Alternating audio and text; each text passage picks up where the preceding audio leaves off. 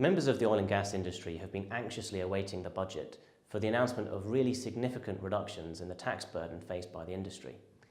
This comes at a time when there have been significant reductions in the oil price and continuing increases in the cost of extracting oil from the North Sea. The key announcements in the budget today were a further reduction in the rate of supplementary charge, a reduction in the rate of petroleum revenue tax, continued commitment to the introduction of the investment allowance, and financial support for seismic surveys.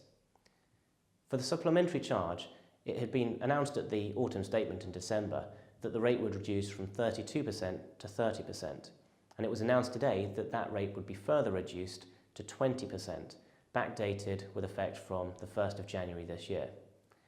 For petroleum revenue tax, the rate will be reduced from 50% to 35%, with effect for chargeable periods ending after 31st December this year. Now, petroleum revenue tax is only paid by older fields, and much of those fields are entering the tail end of production.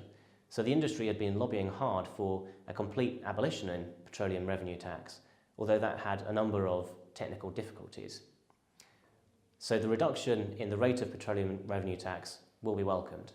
The investment allowance will reduce adjusted ring-fence profits subject to the supplementary charge and will apply to qualifying investment expenditure incurred on or after the 1st of April this year. It will be introduced as a replacement to the current system of offshore field allowances, which have resulted in a somewhat bespoke treatment of fields depending on their particular geological characteristics.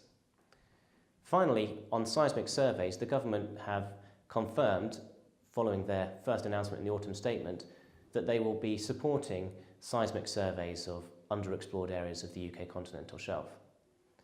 Now, this system, or this package of reforms, is anticipated to increase investment in the UK continental shelf, and we'll be hoping that that increased investment filters down to support supply chain companies in the oil and gas industry.